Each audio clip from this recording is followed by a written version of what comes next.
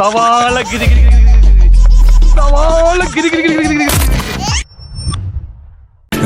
ജോസല്ലേ കുട്ടിയുള്ള പോക്കാണല്ലോ. നമ്മുടെ ഗോവിന്ദൻ മാഷ് ആകപ്പാടെ കലിപ്പിലാണ്.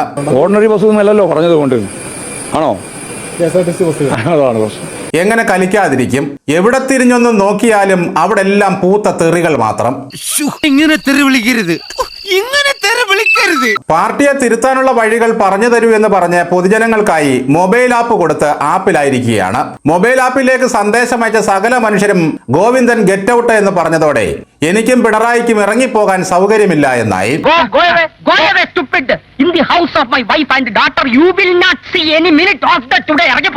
ഞങ്ങളെ ഇറക്കി വിടാമെന്നുള്ള പൂതി എല്ലാവന്റെയും മനസ്സിലിരിക്കട്ടെ എന്നായി. അപ്പോഴാണ് UDF സർക്കാർ ഇന്ദിരാ ഗ്യാരണ്ടിയുടെ ഭാഗമായി 15 മുതൽ സ്ത്രീകൾക്ക് യാത്രാ സൗജന്യം നൽകുന്ന പദ്ധതി കൊണ്ടുവന്നിരിക്കുന്നത്.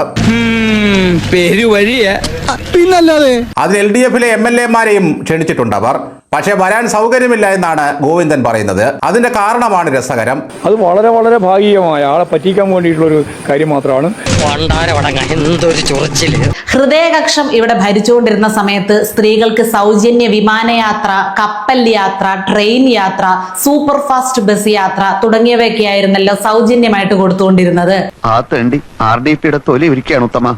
സഹിക്കല്ലാതെ എന്ത് ചെയ്യാം. അതുകൊണ്ട് UDF-കാര് കൊടുത്ത KSRTC ഓർഡിനറി ബസ്സുകളിലെ സൗജന്യ യാത്രയെ പുച്ഛത്തോടെ നോക്കാനേ ഗോവിന്ദൻ മാസ്റ്റർക്ക് കഴിയുന്നുള്ളൂ.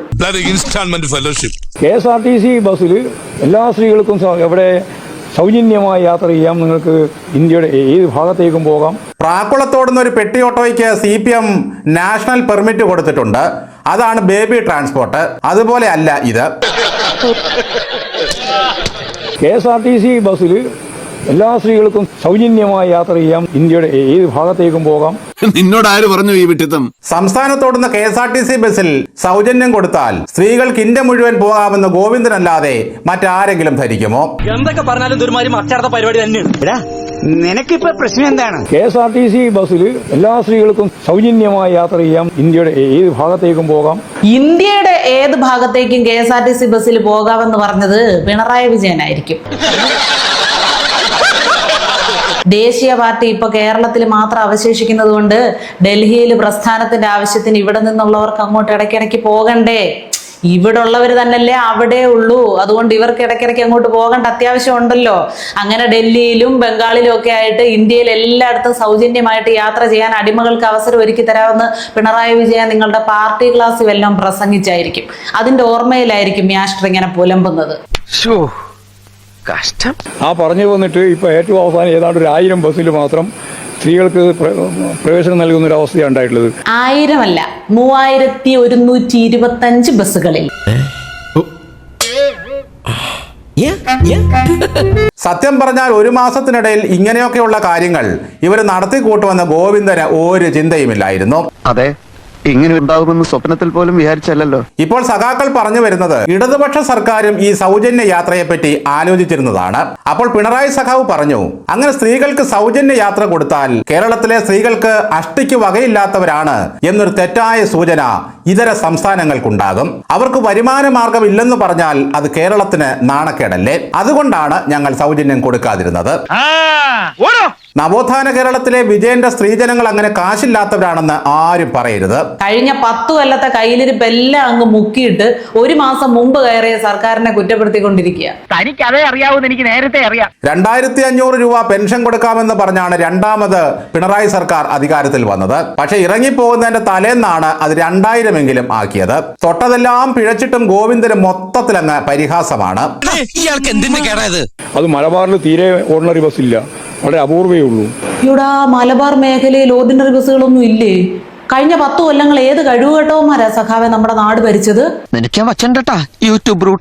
പുതിയ സർക്കാർ അധികാരത്തിൽ വന്ന ആദ്യ ക്യാബിനറ്റ് യോഗത്തിൽ തന്നെ ആശാവർക്കർമാർക്ക് 3000 രൂപ കൊടുത്തപ്പോഴും അവർക്ക് പരിഹാസമായിരുന്നു.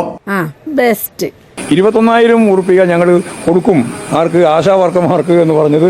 അതും നിങ്ങൾ ചുരുങ്ങിയ ഒരു പണം കൊടുത്തിട്ട് അവസാനിപ്പിക്കുകയാണ് ചെയ്തത്. അപ്പോൾ അത് നിങ്ങൾ പറയുന്നതൊന്നുമല്ല നിങ്ങൾ നടപ്പിലാക്കുന്നത് എന്നുള്ളത് കൊണ്ടാണ് ഞങ്ങൾ ഇതിന്റെ ഭാഗമായിട്ട് ഈ കാര്യം വിമർശനപരമായി ചൂണ്ടിക്കാണി. നിങ്ങളെ കൊണ്ട് അന്തരീക്ഷത്തിൽ കേരളയിലുണ്ടാക്കി അതിൽ നടന്ന അപ്പക്കച്ചവടം ചെയ്യാനല്ലേ കഴിഞ്ഞുള്ളൂ? ആകാശ ട്രെയിൻ ഓടിക്കാനല്ലേ നിങ്ങളെ കൊണ്ട് കഴിഞ്ഞുള്ളൂ? തന്നെ കൊണ്ട് എന്തിനു കൊള്ളാം. സ്ത്രീകൾക്ക് ബസ് യാത്ര സൗജന്യമാക്കിയപ്പോൾ എന്തുകൊണ്ട് മുഴുവൻ ബസ്സിലുമാക്കുന്നില്ല എന്നായി. കഴിവുള്ളവർ കയറി പറഞ്ഞ വാക്ക് പാലിച്ച് അവര് കാര്യങ്ങൾ നടത്തുന്നു. അതിനിങ്ങനെ കൂടെ കൂടെ വയറിളക്കിയിട്ട് വല്ല കാര്യമുണ്ടോ? നിപ്പയ്ക്കുള്ള മരുന്ന് 2 ഡപ്പി പോലും ബാക്കി വെക്കാതെയാണ് കഴിഞ്ഞ സർക്കാർ ഇറങ്ങിപ്പോയത്. അത് വിദേശത്ത് നിന്നും കൊണ്ടുവരാൻ വൈകിയതിനായി പിന്നീടത്തെ കുറ്റപ്പെടുത്തൽ. കമ്മ്യൂണിസം പെട്ടെന്ന് തൊലയേണ്ടത് കൊണ്ട് നിങ്ങൾ തന്നെ ഈ സ്ഥാനത്തിരുന്ന് ദിവസവും മാധ്യമങ്ങളെ കാണണം. ഗോവിന്ദ മാസ്റ്റർ ഓരോ തവണ മാധ്യമ പ്രവർത്തകരെ കാണുമ്പോഴും 50 100 വോട്ടുകൾ വീതം കുറഞ്ഞുകൊണ്ടിരുന്നു. ആ വാസ്തവത്തെ നമുക്ക് മുന്നോട്ട് ഉറപ്പിക്കണം മാസ്റ്ററെ.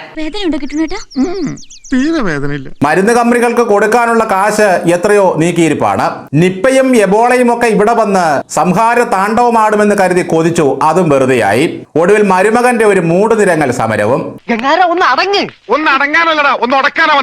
MLA ഓഫീസിൽ നിന്ന് വിളിക്കുന്നതും ഈ സംവിധാനത്തിന്റെ ഭാഗമായി നിന്ന് വിളി കേൾക്കുന്നതും രണ്ടല്ലേ? ഞാൻ അതുകൊണ്ട് ഇവിടെ ഇരിക്കുകയാണ്. എനിക്ക് ഇതിലൊരു മറുപടി കിട്ടണം.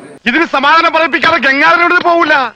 അങ്ങേർക്ക് കണ്ടെയ്ൻമെന്റ് സോണിലുള്ളവരെ ഫോൺ വിളിച്ച് ആശ്വസിപ്പിച്ചേ പറ്റൂ. മുട്ടി നിൽക്കുക, അതങ്ങേരുടെ അവകാശമാണെന്നാ പറയുന്നത്. MLA ഈ വിളിക്കുന്നത് കേൾക്കാനും പാടില്ല എന്നാണ് ആരോഗ്യമന്ത്രിന്റെ ഓഫീസിൽ നിന്ന് പറഞ്ഞു. അത് തെറ്റാണ്. ഇപ്പൊ ഇതിന് സമാധാനം പറയണം. എന്തായാലും മുൻ റിയൽ മന്ത്രിയുടെ ഒരു അവസ്ഥയെ ഇടയ്ക്ക് ഇങ്ങനെ വരും, വായ തുറക്കും, പ്രഹസനം നടത്തും, നാട്ടുകാരുടെ തെറി കേൾക്കും, തിരിച്ചു പോകും. ഞാനിവിടുത്തെ MLA അല്ലേ? ഇപ്പൊ എത്ര പേരെ വിളിച്ചു? അങ്ങനെ എന്തൊക്കെയാണ് നിങ്ങൾ പറയുന്നത്? ഒരു MLA നിങ്ങൾക്ക് അറിയാനുള്ള അവകാശമില്ലേന്ന്? എനിക്കാരും പേടിക്കേണ്ട ആവശ്യമൊന്നുമില്ല.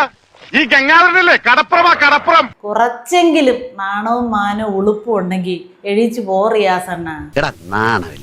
ടൂറിസം പോലെ ഉപയോഗിക്കാൻ ഉൾപ്പെടെയെല്ലാം എന്തൊക്കെയാ പറഞ്ഞു വന്നത്? എന്തൊക്കെയോ പറഞ്ഞെന്നോ, ഒരുപാട് കാര്യങ്ങൾ പറഞ്ഞായിരുന്നു. കേരളയിൽ മാത്രമല്ല, 2500 pension, K phone, wifi, Malappuram കത്തി, അമ്പും വില്ലും എല്ലാം സൗജന്യം. ഒരാഴ്ച കൂടി പുറത്തു തരാമെന്ന് താനല്ലേ പറഞ്ഞത്? അവസാനം പവനായി ശവമായിട്ടും വായ്ത്താളത്തിന് മാത്രം കുറവില്ല. ഒരു ജനകീയ സർക്കാർ 1 മാസം കൊണ്ട് ഇത്രയുമൊക്കെ ചെയ്തു തീർക്കുന്നു എന്നത് നിസ്സാര കാര്യമല്ല ഗോവിന്ദ.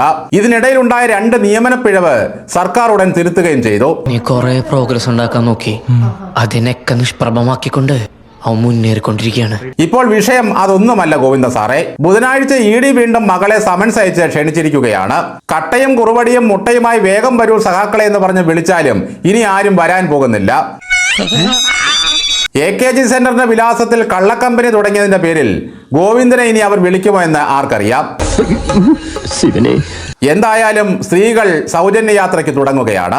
അതെനിക്കിഷ്ടമില്ല. ഗോവിന്ദൻ പറയുന്നത് ഇടതുപക്ഷക്കാരും ഈ സൗജന്യത്തിന് ബസ്സിൽ കയറില്ല എന്നായിരിക്കും. നിങ്ങൾ ഒരു കാര്യം ചെയ്യും മാസ്റ്ററെ, സർക്കാരിന്റെ സൗജന്യ യാത്രയ്ക്ക് ബദലായിട്ട് നിങ്ങളുടെ പാർട്ടി മുൻകൈ എടുത്ത് കുറച്ച് ബസ് സർവീസുകൾ അങ്ങ് തുടങ്ങുക. സ്ത്രീകൾക്ക് മാത്രമായിട്ട് ഒതുക്കണ്ട, പുരുഷന്മാർക്കും ഫ്രീ. എപ്പടി? ഇടതുപക്ഷക്കാരെല്ലാം ടിക്കറ്റ് എടുത്തു മാത്രമേ യാത്ര ചെയ്യാവൂ എന്ന് ആഹ്വാനം ചെയ്ത് ഈ പരിപാടിയെ നമുക്ക് പൊളിക്കണം സഖാവേ.